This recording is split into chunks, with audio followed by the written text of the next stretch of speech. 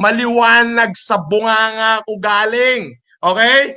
Si Bongbong sa akin humihingi ng pera, si Amy sa akin humihingi ng pera. Ibig sabihin, nasa akin lahat ng kayamanan ng Marcos.